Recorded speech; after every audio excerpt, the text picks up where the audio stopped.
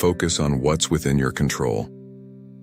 You have power over your mind, not outside events. Realize this and you will find strength.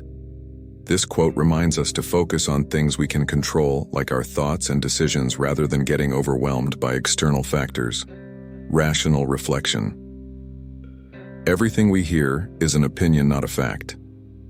Everything we see is a perspective, not the truth. Aurelius encourages us to critically evaluate information and not blindly accept it as the truth. Clear thinking involves examining different perspectives and using reason. Avoid hasty judgments.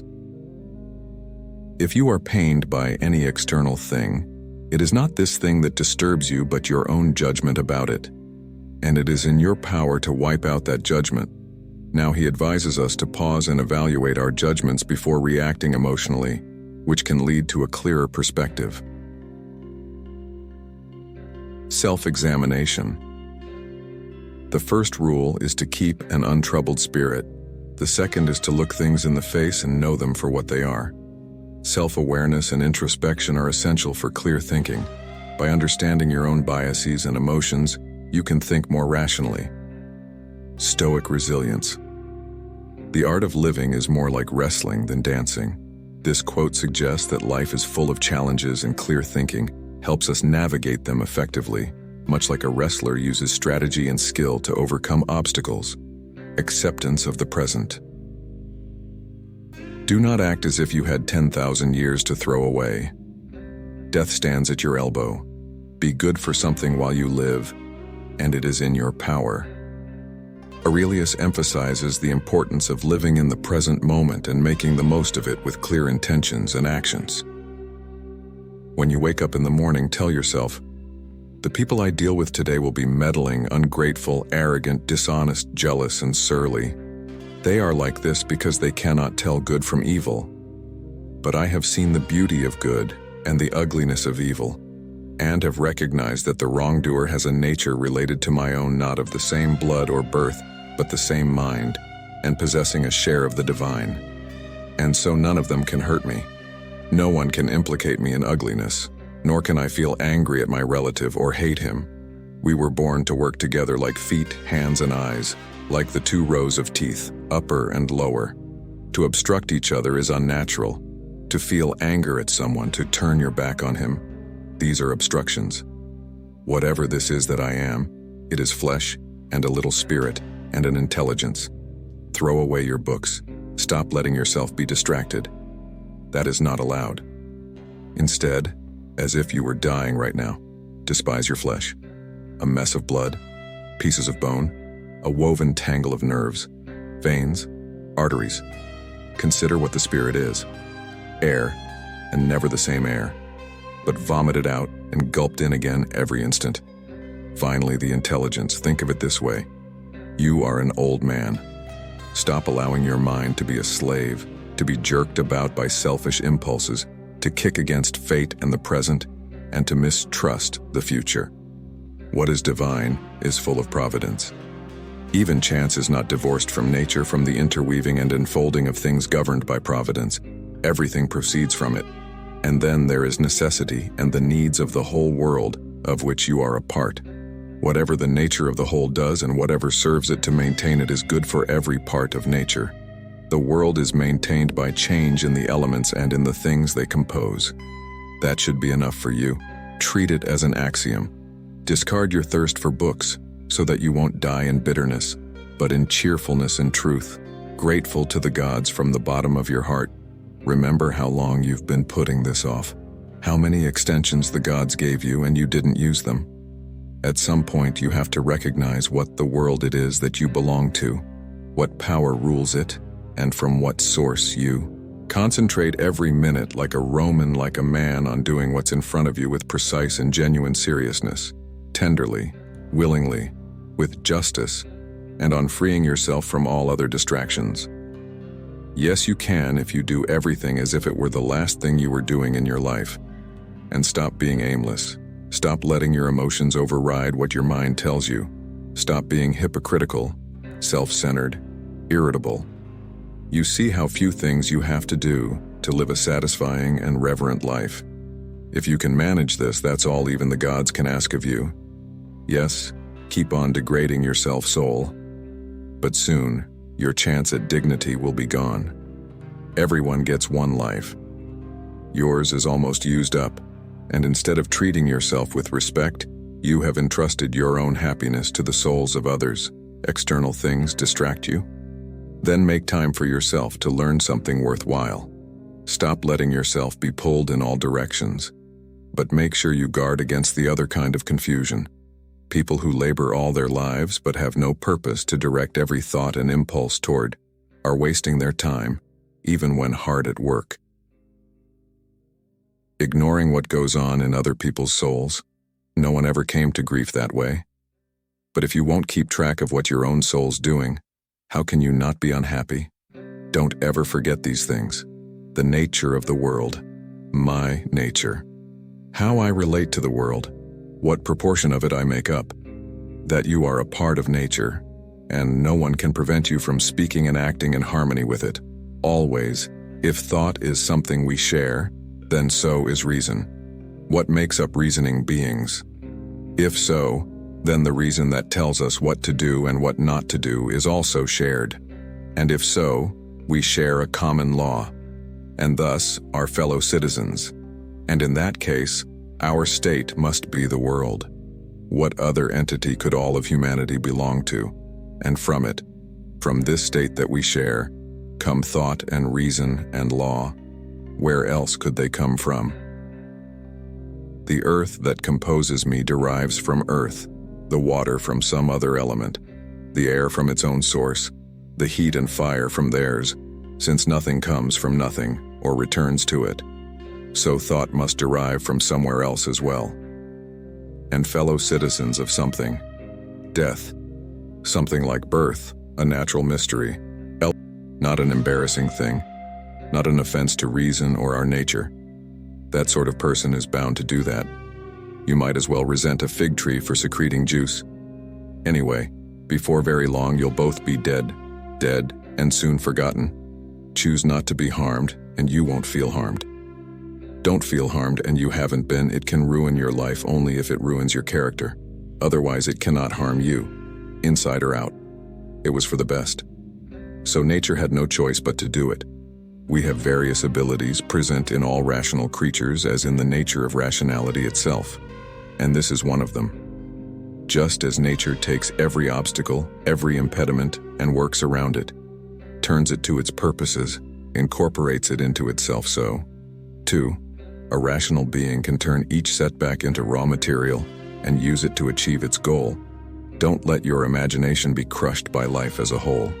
Don't try to picture everything bad that could possibly happen. Stick with the situation at hand and ask, why is this so unbearable? Why can't I endure it? You'll be embarrassed to answer.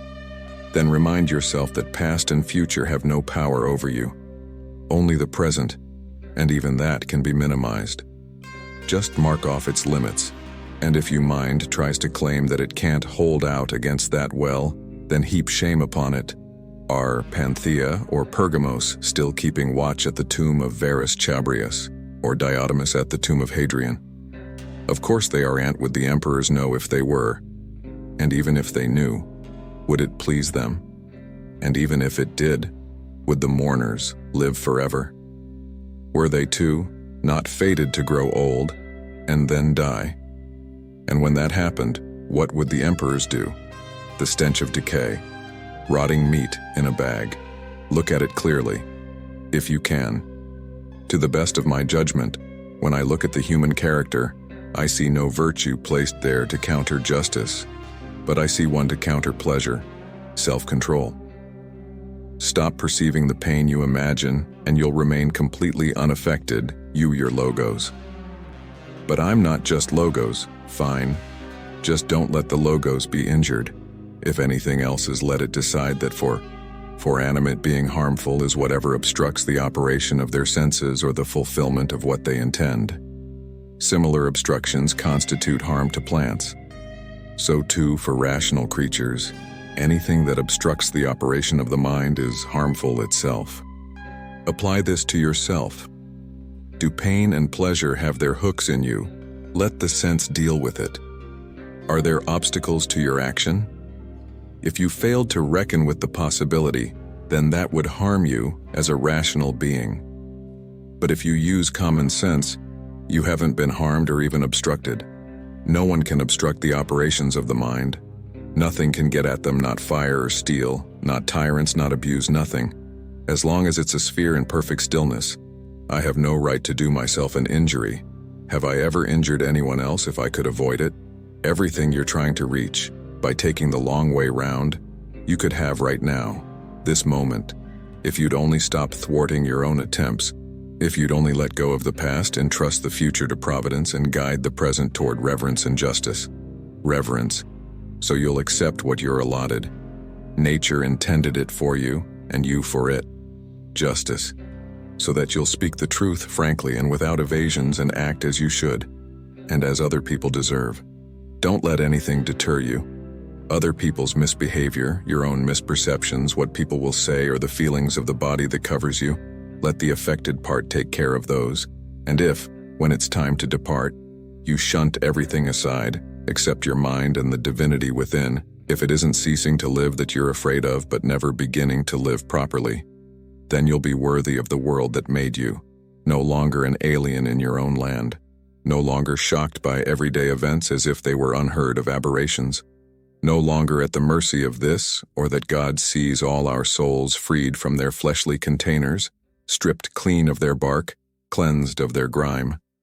He grasps with his intelligence alone what was poured and channeled from himself into them. If you learn to do the same, you can avoid a great deal of distress. When you see through the flesh that covers you, will you be unsettled by clothing, mansion, celebrity, the painted sets, the costume cupboard, your three components, body, breath, mind. Two are yours in trust. To the third alone, you have clear title. If you can cut yourself, your mind, free of what other people do and say, of what you've said or done, of the things that you're afraid will happen, the impositions of the body that contains you and the breath within, and what the whirling chaos sweeps in from outside, so that the mind is freed from fate, brought to clarity, and lives life on its own recognizance, doing what's right, accepting what happens, and speaking the truth. If you can cut free of impressions that cling to the mind, free of the future and the past, can make yourself, as Empedocles says, a sphere rejoicing in its perfect stillness, and concentrate on living what can be lived, which means the present, then you can spend the time you have left in tranquility, and in kindness, and at peace with the spirit which never ceases to amaze me. We all love ourselves more than other people, but care more about their opinion than our own. If a God appeared to us, or a wise human being, even, and prohibited us from concealing our thoughts or imagining anything without immediately shouting it out, we wouldn't make it through a single day. That's how much we value other people's opinions, instead of our own, ith and you.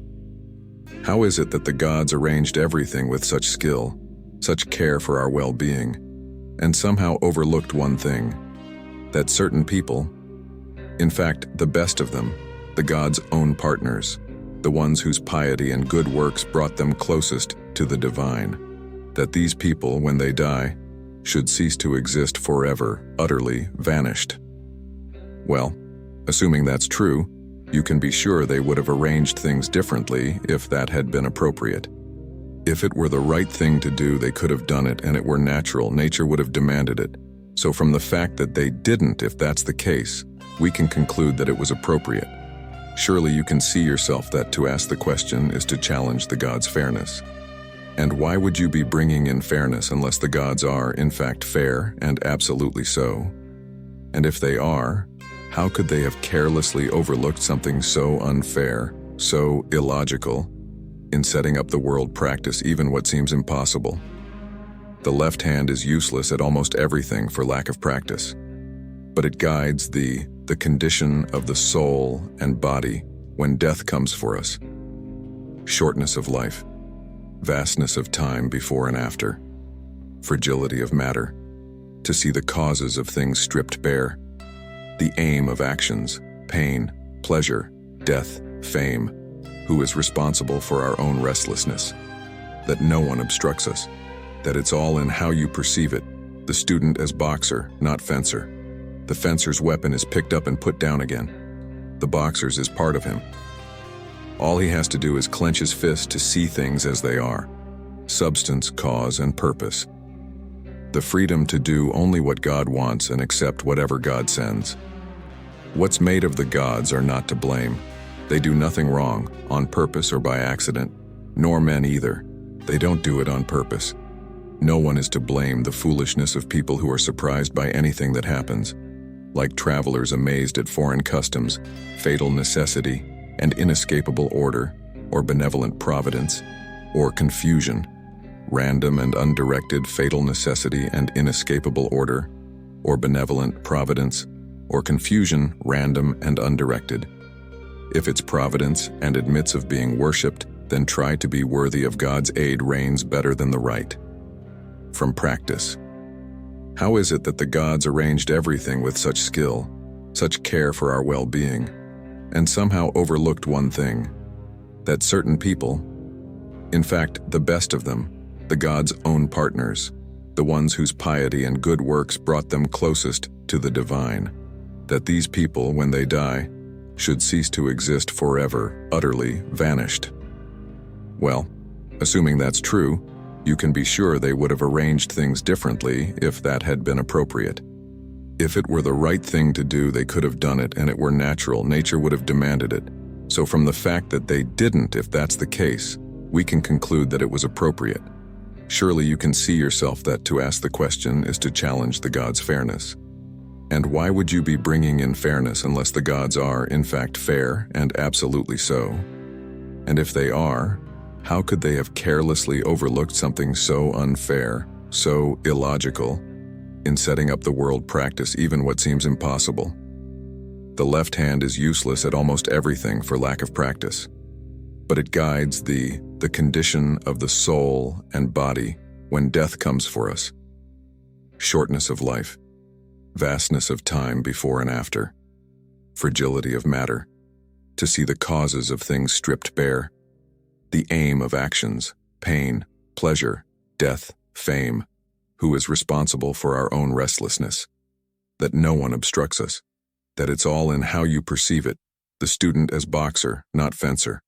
The fencer's weapon is picked up and put down again. The boxer's is part of him. All he has to do is clench his fist to see things as they are: substance, cause, and purpose. The freedom to do only what God wants and accept whatever God sends. What's made of the gods are not to blame. They do nothing wrong, on purpose or by accident, nor men either. They don't do it on purpose. No one is to blame the foolishness of people who are surprised by anything that happens, like travelers amazed at foreign customs, fatal necessity, and inescapable order, or benevolent providence, or confusion, random and undirected fatal necessity and inescapable order, or benevolent providence, or confusion, random and undirected. If it's providence and admits of being worshipped, then try to be worthy of God's aid reigns better than the right. From practice. If it's confusion and anarchy, then be grateful that on this raging sea you have a mind to guide you. And if the storm should carry you away, let it carry off flesh, breath, and all the rest, but not the mind which can't be swept away. The lamp shines until it is put out, without losing its gleam, and yet it gutters out so early, truth, justice, self-control, when someone seems to have injured you. But how can I be sure? And in any case, keep in mind that he's already been tried and convicted by himself, like scratching your own eyes out, that to expect a bad person not to harm others is like expecting fig trees not to excrete juice, babies not to cry, horses not to neigh, the inevitable not to happen. What else could they do with that sort of character? If you're still angry, then get to work on that. If it's not right, don't do it. If it is not true, don't say it. Let your intention at all times look at the thing itself, the thing behind the appearance, and unpack it by analysis. Cause, substance, purpose, and the length of time it exists be. It's time you realize that you have something in you more powerful and miraculous than the things that affect you and make you dance like a puppet. What's in my thoughts at this moment? fear, jealousy, desire, feelings like that, to undertake nothing, at random or without a purpose, for any reason but the common good, that before long you'll be no one and nowhere. Like all the things you see, everything's destiny is to change, to be transformed, to perish. So that new things, it's all in how you perceive it. You're in control. You can dispense with misperception at will, like rounding the point. Serenity, total calm, safe anchorage. A given action that stops when it's supposed to is none the worse for stopping, nor the person engaged in it either. So, too, with the succession of actions we call life. If it ends when it's supposed to, it's none the worse for that. And the person who comes to the end of the line has no cause for complaint. The time and stopping point are set by nature, our own nature in some cases, death from old age, or nature as a whole, whose parts shifting and changing constantly renew the world and keep it on schedule, can be born now. All the people now living, how unlucky I am that this should happen to me, but not at all. Perhaps say how lucky I am that I am not broken by what has happened, and I am not afraid of what is about to happen. For the same blow might have stricken anyone, but not many would have absorbed it without capitulation and complaint. Marcus Aurelius, continue. Check your channel subscription. It is very important that you are subscribed. Click Be a Member to support us and encourage us to make more videos. You need to avoid certain things in your train of thought. Everything random, everything irrelevant, and certainly everything self-important or malicious. You need to get used to winnowing your thoughts so that if someone says, "What are you thinking about?" you can respond at once and truthfully that you are thinking this or thinking that. Marcus Aurelius, Meditations. The gods either have power or they have not. If they have not, why pray to them? If they have, then instead of praying to be granted or spared such and such a thing, why not rather pray to be delivered from dreading it, or lusting for it, or grieving over it? Clearly, if they can help a man at all, they can help him in this way. You will say perhaps, "But all that is something they have put in my own power." Then surely it were better to use your power and be a free man, than to hanker like a slave and a beggar for something that is not in your power. Besides, who told you the gods never lend their aid even towards things that do lie in our own power? Begin praying in this way, and you will see. Where another man prays, "Grant that I may possess this woman," let your own prayer be, "Grant that I may not lust to possess her." Where he prays, "Grant me to be rid of such and such a one," you pray, "Take from me my desire to be rid of him."